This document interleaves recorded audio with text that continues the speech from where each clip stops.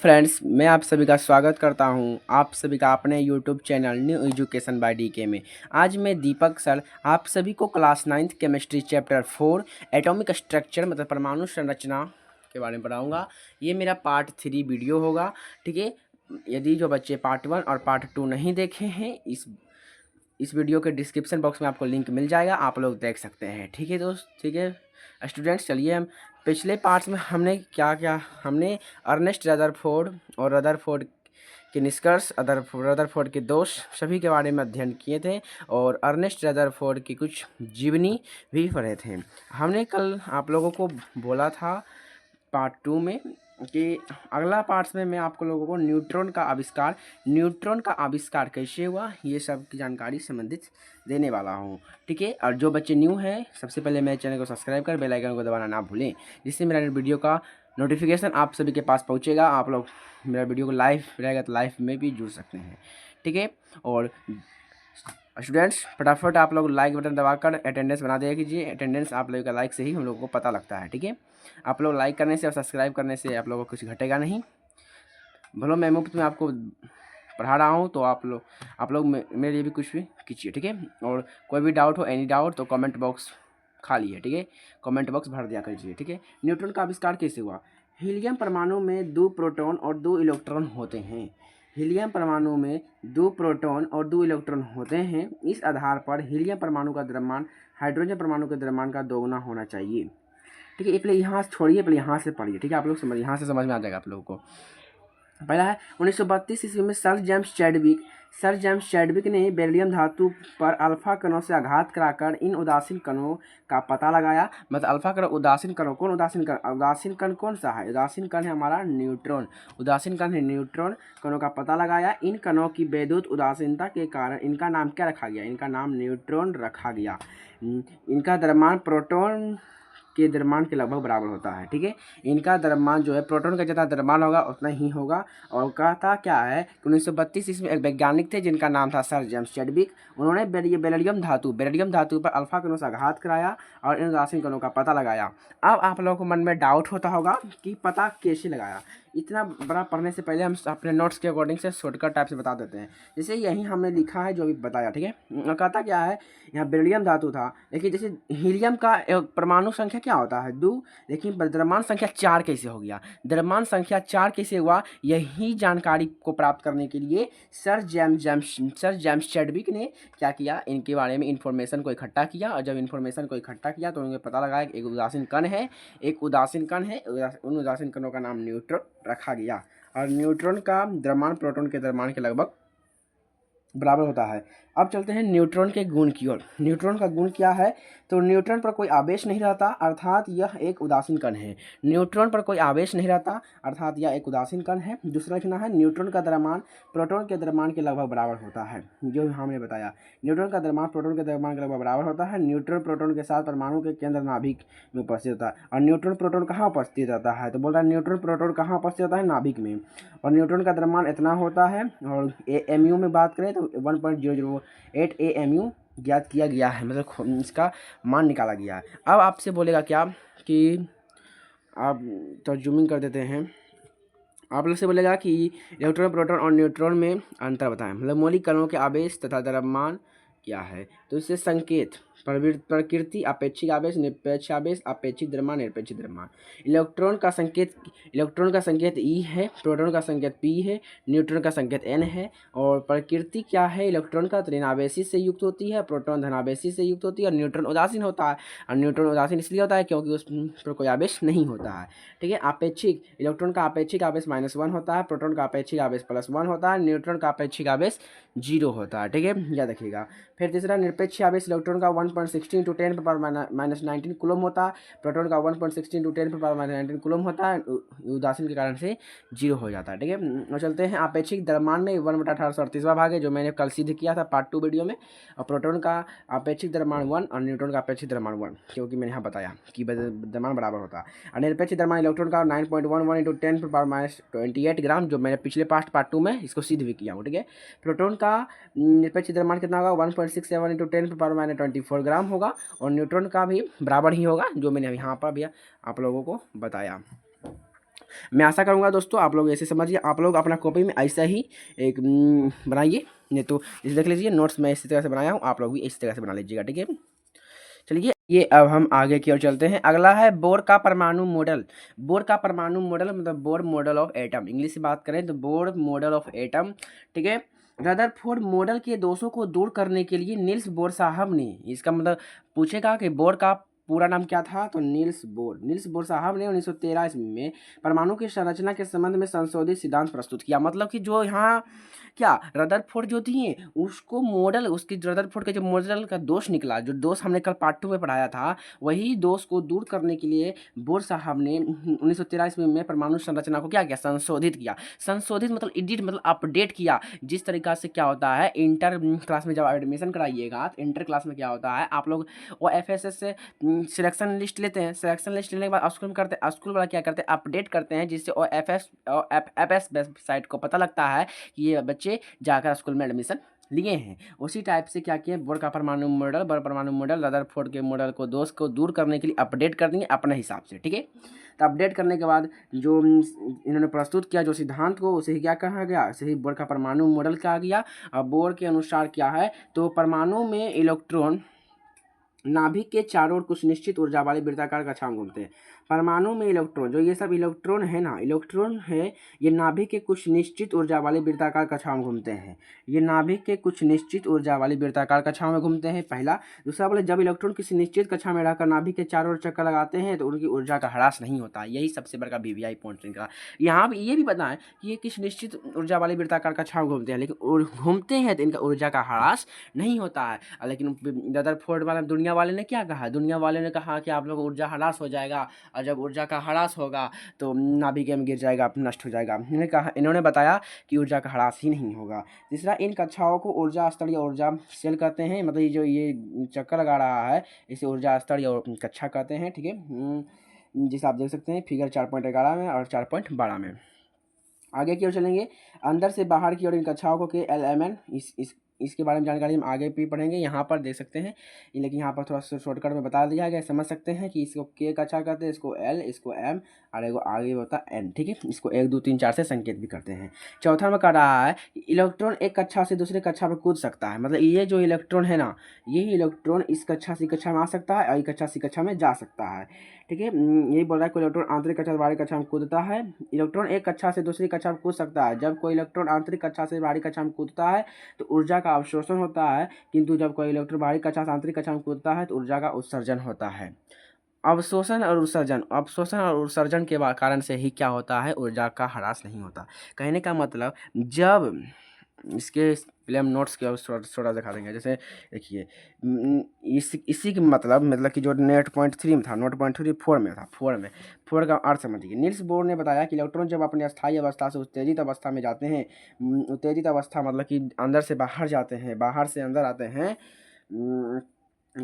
तो एनर्जी ग्रहण करते हैं, किंतु जब उत्तेजित अवस्था से मतलब बाहर से अंदर जाते हैं तो एनर्जी को बीकन के रूप में त्याग कर देते हैं। वह इस वजह से ऊर्जा घटता नहीं है और ये लगातार अपनी कक्षा में चक्कर लगाते रहता है। आप लोगों को पता लगा कि कैसे ऊर्जा का ह्रास नहीं होता है।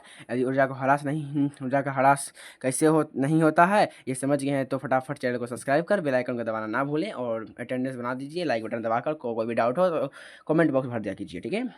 अब चलते हैं विभिन्न कक्षाओं में इलेक्ट्रॉन का वितरण क्या, चलिए बोल रहा है हम जानते हैं कि इलेक्ट्रॉन नाभिक के चारों ओर एक निश्चित कक्षा में परिक्रमा करते हैं। प्रत्येक कक्षा की ऊर्जा निश्चित होती है तथा विभिन्न कक्षाओं में ऊर्जा भिन्न भिन्न होती है। के कक्षा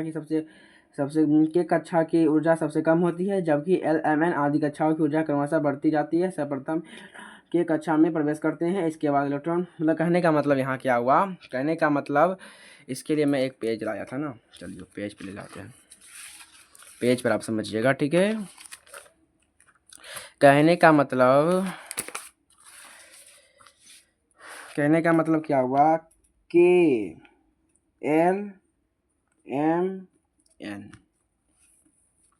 ये प्रथम कक्षा हुआ, ये द्वितीय, ये तृतीय, ये चतुर्थ। चतुर्थ। इसमें प्रथम, द्वितीय, तृतीय, चतुर्थ, ठीक है। और कह रहा है ये सबसे कम, इसमें सबसे कम, थोड़ा ज़्यादा, थोड़ा ज़्यादा रहता है, ठीक है। और सर्वप्रथम के कक्षा में प्रवेश करता है कौन? इलेक्ट्रॉन। सर्वप्रथम के कक्षा में इलेक्ट्रॉन प्रवेश करता है। और यहाँ समझते हैं आप लोग, विभिन्न कक्षाओं में चक्कर लगाने वाले इलेक्ट्रॉन का वितरण बोर बियोड़ी योजना के अनुसार होता है। अब बोर बियोड़ी योजना क्या होता है? बोर बियोड़ी योजना, इसमें थोड़ा सा नाम लगता है, काट लिया है क्या? इसमें थोड़ा सा नाम काट लिया है। आप लोग नंबर ऑफ इलेक्ट्रॉन पढ़ रहे हैं, ठीक है। आप लोग मेरा डायरेक्ट कॉपी देखिएगा, नंबर ऑफ इलेक्ट्रॉन। सब्सक्राइब कीजिए फटाफट, तो सब्सक्राइब नहीं कीजिएगा तो कैसे होगा काम? लाइक भी दबा दिया कीजिए और कमेंट बॉक्स भी भर दिया कीजिए, ठीक है। इसमें number of your, madam Curie और नेल्स बोर ने मिलकर एक क्या बनाया? योजना बनाया। एक योजना बनाया। कौन? मैडम क्यूरी और नेल्स बोर। इसका अंतिम नाम क्या है? क्यूरी, और इसका अंतिम नाम क्या है? बोर। अब क्यूरी बोर मतलब बोर क्यूरी लिख सकते हैं इसको, आपके किताब में बोर क्यूरी भी है। बोर क्यूरी योजना के अनुसार आप लोगों को समझना है, ठीक है। बोर क्यूरी योजना क्या है? बोर क्यूरी योजना क्या है? तो बोर क्यूरी योजना कुछ नहीं हुआ, आप लोगों को इसे चिन्ह पढ़ना है, यहाँ देना के एल एम एन। इलेक्ट्रॉन की संख्या बराबर एक सूत्र होता है। इलेक्ट्रॉन की संख्या बराबर एक सूत्र होता है 2n²। 2n²। इसको मान लीजिए 1, इसको 2, 3, इसके 4। 1 2 3 4, क्या? n बराबर 1 2 3 4 मान लिए, ठीक है, जो कि हाँ हमने आपको बताया था, ठीक है। आप लोग n बराबर 1 2 3 4 मानिए। यहाँ फॉर्मूला क्या होता है? इलेक्ट्रॉन की संख्या बराबर 2n²। 2 इंटू 1 का स्क्वायर निकालिए, 2 का 1 का स्क्वायर 1 ही होता है। इसमें कितना इलेक्ट्रॉन की? अधिकतम इलेक्ट्रॉन की के कक्षा में अधिकतम इलेक्ट्रॉन की संख्या कितनी होगी? अधिकतम इलेक्ट्रॉन की संख्या 2 होगी। अपने इसमें 2n² लगाइए, 2 इंटू 2 का स्क्वायर लगाइए, 2 2 का स्क्वायर 4 होता है, 4 दूनी 8। एल कक्षा में इलेक्ट्रॉन की अधिकतम संख्या कितनी होगी? 8, ठीक है। इसमें 2n², 2 इंटू 3 का स्क्वायर, 2 इंटू 3 का स्क्वायर 9, 9 दूनी 18। अब एम कक्षा में इलेक्ट्रॉन की अधिकतम संख्या कितनी होगी? 18, ठीक है। अब एन कक्षा में चलते हैं हम लोग। 2 इसका 4 माने एन का बराबर, 2 इंटू 4 चौक 16, 16 दूनी 32। अब एन कक्षा में अधिकतम इलेक्ट्रॉन की संख्या कितनी होगी? अधिकतम इलेक्ट्रॉन की संख्या 32 होगी। ये बात आप लोग समझ में आ गया। यही इसी चर्चा आप यहाँ पर पूरा किया गया है। और तीसरा नंबर समझना है कि सबसे बड़ी कक्षा में इलेक्ट्रॉन की अधिकतम संख्या 8 हो सकती है। जब आप लोग संयोजकता पढ़ेंगे ना, संयोजकता निकालने के लिए, तो संयोजकता निकालने के लिए के कक्षा में 2 ही रहता है, 2, लेकिन फिर अधिकतम सब में 8 ही जाता है। 8 ये अभी समझिए नहीं, इसको हम आगे आएंगे तो 8 समझाएंगे, ठीक है। इसे मतलब जो KLMN कक्षा जो था ना, इसी के बारे में ही इसके जब वर्णन किए कौन? तो बोर क्यूरी योजना के अनुसार इसका वर्णन हुआ, क्योंकि दोनों मिलकर इनका निर्माण किए, ठीक है। आप लोग समझ गए हैं। चलिए हम आगे की ओर चलते हैं। इसके लिए आप लोग क्या करना, अब आगे चलने से पहले आप लोगों को 1 से लेकर 20 तक याद करना होगा। फटाफट नोट कीजिए, जिसके पास बुक नहीं स्क्रीनशॉट मारकर फटाफट कॉपी में नोट पॉइंट कीजिएगा बाद में, ठीक है। आगे क्यों चलते हैं। आगे क्या है? परमाणु संख्या। आगे क्या है? तो आगे है हमारा परमाणु संख्या। परमाणु संख्या से पहले संयोजकता पढ़ा दें क्या? संयोजकता है, इसमें संयोजकता है, इलेक्ट्रॉनिक विन्यास है। चलिए आगे पढ़ाएंगे। पहले चलते हैं परमाणु संख्या में। परमाणु संख्या पढ़ लीजिएगा ना, तो ये किताब से ही चलते हैं, ठीक है। क्यों चलिए हम बता, अपने मन से चल रहे हैं, दिक्कत हो सकता है बाद में। दिक्कत कुछ नहीं होगा, आप लोगों को बढ़िया समझ में आएगा। इससे थोड़ा मोड़ा हल्का ही लगेगा डाउटफुल, तो बाद में कमेंट बॉक्स खुला रहेगा, ठीक है। परमाणु संख्या ना, संसार में जिस तरह से प्रत्येक व्यक्ति की पहचान उसकी उंगली की छाप से होती है। संसार में क्या है, इसको किसी वस्तु का, किसी व्यक्ति का पहचान करे तो उंगली का छाप दे दे और उसका रख लेता है कैप्चर करके, उंगली रखवाता है, छाप मिल गया, उसका हो गया, मतलब वही व्यक्ति था। तो वही करा। उसी तरह तत्व की पहचान उसकी परमाणु संख्या के द्वारा होती है। तत्व की पहचान किसकी संख्या द्वारा होती है? परमाणु संख्या के द्वारा होती है। परमाणु के नाभिक में उपस्थित प्रोटॉनों की कुल संख्या को परमाणु संख्या कहते हैं। इसको आप लोगों को नोट पॉइंट करना होगा। नोट पॉइंट इस तरह से कीजिएगा कि परमाणु के नाभिक में उपस्थित प्रोटॉनों की कुल संख्या को परमाणु संख्या कहते हैं। परमाणु के नाभिक में उपस्थित प्रोटॉनों की कुल संख्या को क्या कहते हैं? परमाणु संख्या कहते हैं। और आगे की ओर चलते हैं। और परमाणु संख्या को Z द्वारा सूचित किया जाता है। परमाणु संख्या को Z द्वारा सूचित किया जाता है, जिसे कि आप फिगर में देख सकते हैं। प्रोटॉन अर्थात परमाणु संख्या 13 है। तत्व एल्यूमिनियम। तत्व एल्यूमिनियम आप लोग यहाँ पर याद करवाए थे हम लोग 13 नंबर 1 2 3 4 5 6 7 8 9 10 11 12 13 एल्यूमिनियम आया। 13 एल्यूमिनियम आया। और देख सकते हैं परमाणु संख्या 13 एल्यूमिनियम डायरेक्ट दे दिया अपने मन से। मतलब यदि आप याद कर लेते हैं परमाणु संख्या तो आप लोग को तत्व कौन सा नंबर पर कौन सा तत्व है आप लोग को समझ में आ गया। परमाणु संख्या को Z द्वारा सूचित किया जाता है, ठीक है। अब अतः परमाणु संख्या बराबर एक होता है समझने के लिए। परमाणु संख्या प्रोटॉन की संख्या को परमाणु संख्या कहते हैं। मान लीजिए इकाई धनावेश की संख्या प्रोटॉन की संख्या बराबर होती है, इलेक्ट्रॉन की संख्या प्रोटॉन की संख्या के बराबर होती है, ठीक है। अब हो रहा है परमाणु संख्या से तत्वों की पहचान। आप लोग परमाणु संख्या को समझ गए। यदि आप लोग परमाणु संख्या को समझ गए तो आगे के चलते हैं परमाणु संख्या से तत्वों की पहचान कैसे किया जाता है, ठीक है। और अब इसके आगे क्या है तो संयोजकता के बारे में विस्तार किया गया है और इलेक्ट्रॉनिक विन्यास के बारे में विस्तार किया गया। क्या हम अपने मन से बता दें इलेक्ट्रॉनिक विन्यास और संयोजकता? यदि आप लोग इलेक्ट्रॉनिक विन्यास और संयोजकता समझ आते हैं मेरे अकॉर्डिंग तो बढ़िया रहेगा। चलिए आप पहले अकॉर्डिंग पढ़ा देते हैं, ठीक है। चलिए नोट्स क्यों चलते हैं।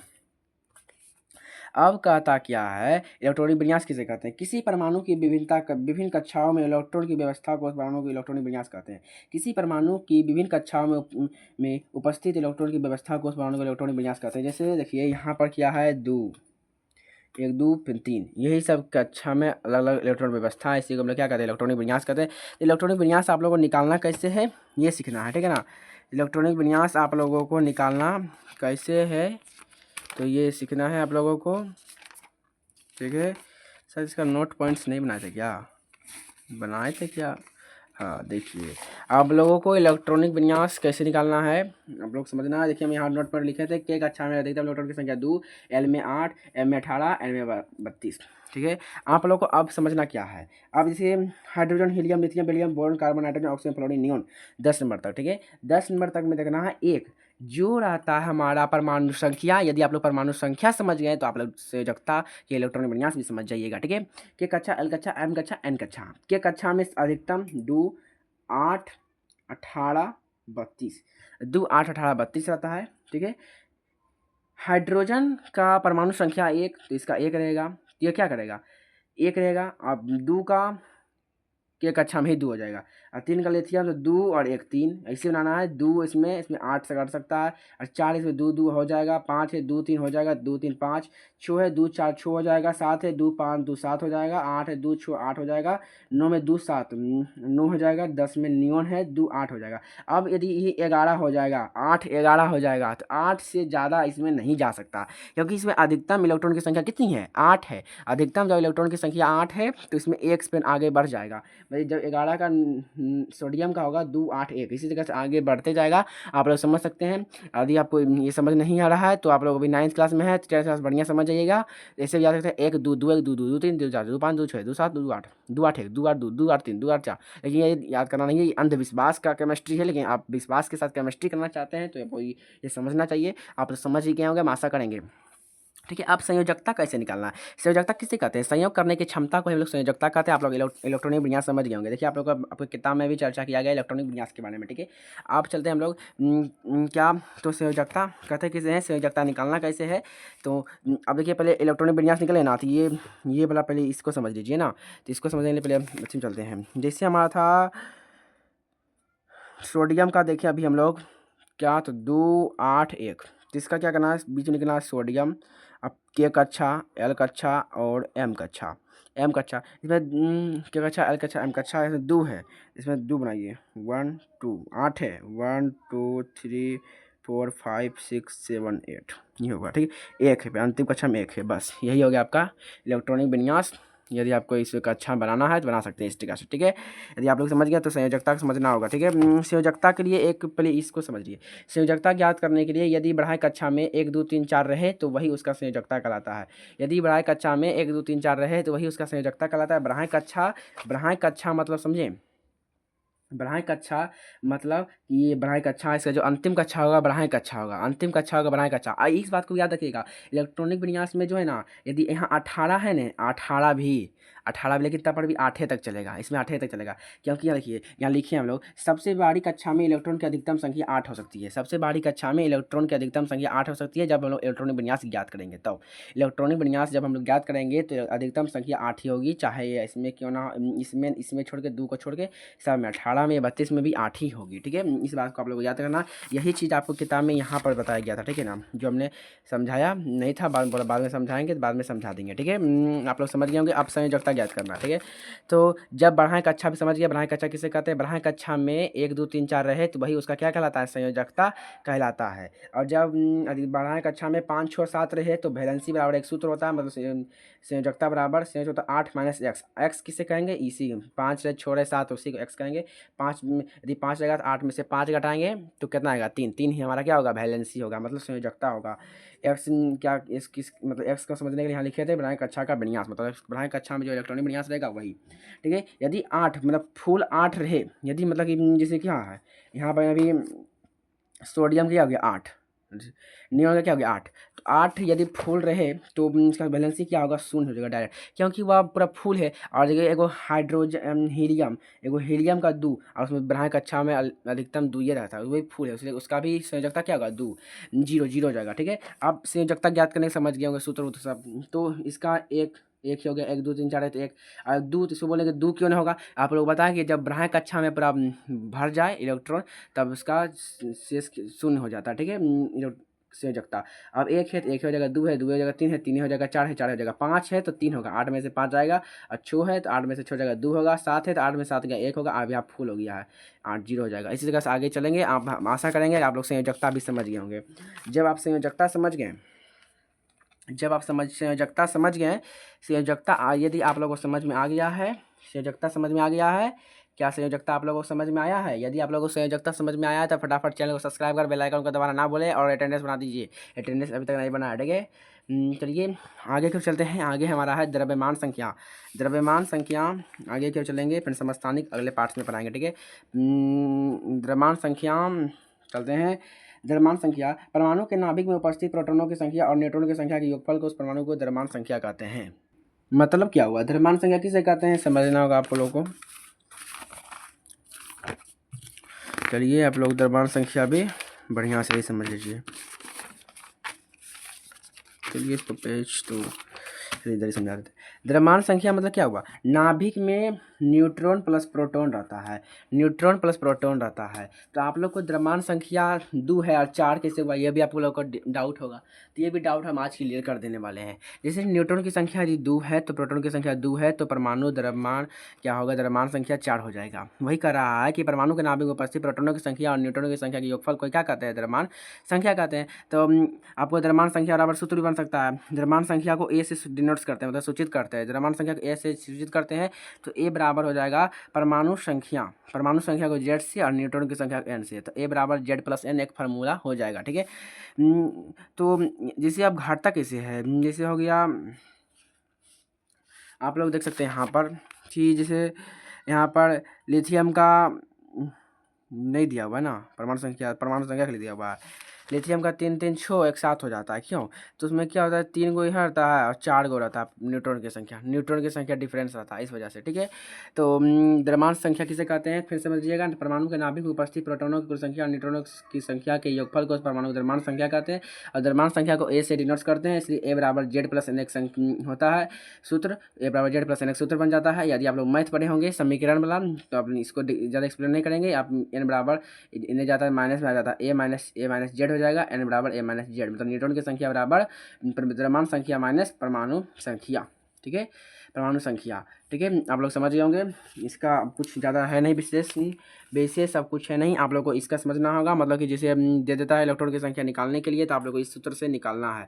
इस सूत्र से निकालना है तो इसको समझना होगा कि वहाँ पर ऐसे दिया रहता है। ऐसे कैसे दिया रहता है, तो दे देगा एक्स दे देगा, यहाँ ए रहता है और यहाँ जेड रहता है। मतलब यहाँ पर एक्स मतलब कोई परमाणु का नाम दे देगा, और यहाँ पर ए मतलब यहाँ रहेगा द्रव्यमान संख्या। यहाँ क्या रहेगा, द्रव्यमान संख्या रहेगा, यहाँ रहेगा परमाणु संख्या।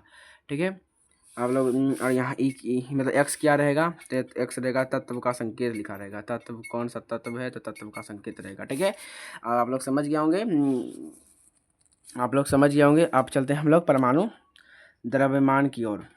परमाणु द्रव्यमान की ओर चलेंगे। परमाणु में प्रोटॉन, न्यूट्रॉन और इलेक्ट्रॉन रहते हैं, अतः परमाणु द्रव्यमान बराबर प्रोटॉन का द्रव्यमान बराबर प्लस न्यूट्रॉन का द्रव्यमान प्लस इलेक्ट्रॉन का द्रव्यमान। मतलब इसको सिद्ध करना है सिद्ध करने के लिए सिद्ध कर दे क्या, सिद्ध नहीं कीजिए। आप 11th क्लास में क्या पढ़िएगा, 11th क्लास में भी पढ़ना है, तो 11th क्लास में सिद्ध कीजिएगा कि भाई सिद्ध कर दें, और सिद्ध करने आप हटाई सीधे कर देते हैं। इसे बोल रहा है परमाणु प्रोटॉन इलेक्ट्रॉन रहते हैं परमाणु में। परमाणु द्रव्यमान बराबर प्रोटॉन का द्रव्यमान बराबर प्लस न्यूट्रॉन का द्रव्यमान होता है, यहाँ पर बताया मैंने। ठीक है, प्लस इलेक्ट्रॉन का द्रव्यमान। प्रोटॉन की संख्या से 1 से गुना करते हैं, प्रोटॉन का द्रव्यमान से कोई फर्क नहीं पड़ने वाला। न्यूट्रॉन का द्रव्यमान से 1 से गुना करते कोई फर्क पड़ने वाला नहीं है, उसी तरह से इलेक्ट्रॉन का भी है। ठीक है, क्योंकि प्रोटॉन का द्रव्यमान बराबर न्यूट्रॉन का द्रव्यमान बराबर 1 होता है, और इलेक्ट्रॉन का द्रव्यमान लगभग 0 बराबर होता है, क्योंकि 1/1838 भाग होता है। ठीक है, पता है ना। अतः परमाणु द्रव्यमान बराबर प्रोटॉन की संख्या से 1 से गुना करेंगे कोई फर्क नहीं पड़ने वाला, न्यूट्रॉन की संख्या से 1 से गुना करेंगे कोई फर्क नहीं पड़ने वाला, इलेक्ट्रॉन की संख्या से 0 से गुना कर सकते हैं, क्योंकि इलेक्ट्रॉन का द्रव्यमान किसके बराबर होता है, 0 के बराबर होता है। तथा प्रोटॉन की संख्या प्लस न्यूट्रॉन की संख्या बराबर द्रव्यमान संख्या निकल गया, यही बात सिद्ध हो गया यहाँ पर। ठीक है, यह लक्ष्य सिद्ध हो गया। अतः परमाणु द्रव्यमान का मान द्रव्यमान संख्या के लगभग बराबर होता है। कहने का मतलब परमाणु द्रव्यमान और द्रव्यमान संख्या क्या है, बराबर है। परमाणु द्रव्यमान संख्या बराबर है, यही चीज़ यहाँ सिद्ध करने की बोल रहा था, यहाँ अतः सिद्ध हो गया। अब आपके सामने क्या है, 5 गो मैथ है। 5 गो मैथ है ना, 5 गो मैथ है। क्या 5 मैथ भी बता दिया जाए, यदि बता दिया जाए, हाँ बता ही देते हैं। टाइम अभी ही आधा घंटा हुआ है, ज़्यादा थोड़ी ना हुआ है। चलिए आप लोग मैथ बता देते हैं। एक नंबर क्या कहता है, एक तत्व की परमाणु संख्या 12 है, तो उस तत्व की एक परमाणु में कितने प्रोटॉन और इलेक्ट्रॉन होंगे। प्रोटॉन और इलेक्ट्रॉन की संख्या कितनी होगी, प्रोटॉन और इलेक्ट्रॉन की संख्या क्या होगी। एक तत्व की परमाणु संख्या कितनी है, तो एक तत्व की परमाणु संख्या 12 है, तो उस तत्व में कितने प्रोटॉन और कितने इलेक्ट्रॉन होंगे।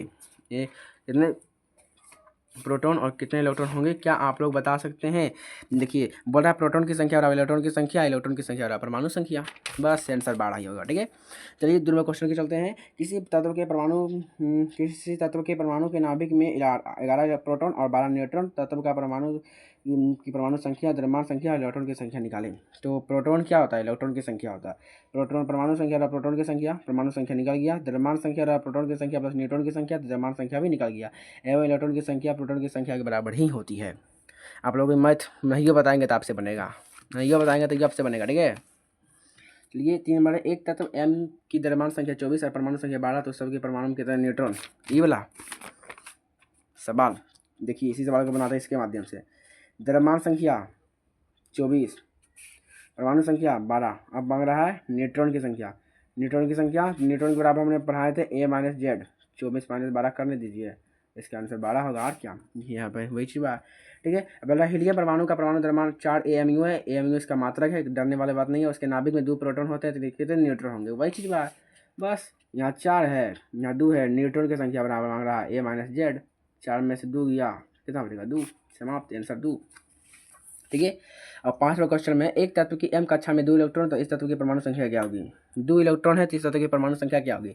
2 इलेक्ट्रॉन है, कक्षा में M में 2 इलेक्ट्रॉन है, इसका मतलब क्या, M कक्षा के पहले वाली 2 कक्षाओं में Kl फूल है। M कक्षा में 2 है, तो मतलब कि देखिए जैसे समझना क्या है, जैसे KLM M में 2 है, मतलब कि फूल है, मतलब ये 2 और 8 फूल है। इसका 2 8 जब फूल है, तो अब इसका परमाणु संख्या आराम से निकल जाएगा। 2 8 2 10 10 2 12 12 इसका परमाणु संख्या है। 12 नंबर में कौन सा तत्व, याद करने के लिए बोले थे ना हम आप लोगों को। हमने आप लोगों को याद करने के लिए बोला था ना, याद करने के लिए बोला था। तो hydrogen, helium, lithium, barium, boron, carbon, nitrogen, oxygen, fluorine, neon, sodium, magnesium. Answer क्या होगा इसका? Magnesium, magnesium answer. ठीक है, आप लोग से पाँचों मैंने बता दिया। अब अगले पार्ट में समस्थानिक बताएंगे दोस्तों। आज के लिए इतना ही, रख देते हैं। मिलते हैं नेक्स्ट पार्ट में, नेक्स्ट वीडियो के साथ, समस्थानिक मुद्दे के साथ पार्ट 4 में। आज के लिए पार्ट 3 इतना ही। Thank you for watching my video. चलिए, आज के लिए इतना ही दोस्तों। केमिस्ट्री क्लास का पार्ट 4 कल फिर से आप लोग को यूट्यूब पर देखने के लिए मिल जाएगा। आप लोग कल फिर से देखिएगा। आज के लिए इतना ही, बेसिक कंप्लीट कीजिए क्लास 9th के लिए, और यही सब चीज़ क्लास 11th के में भी आप लोग पढ़ेंगे। ठीक है, आज के लिए इतना ही। मिलते हैं नेक्स्ट वीडियो में नेक्स्ट पार्ट के साथ। आज के लिए bye bye and take care. ठीक है।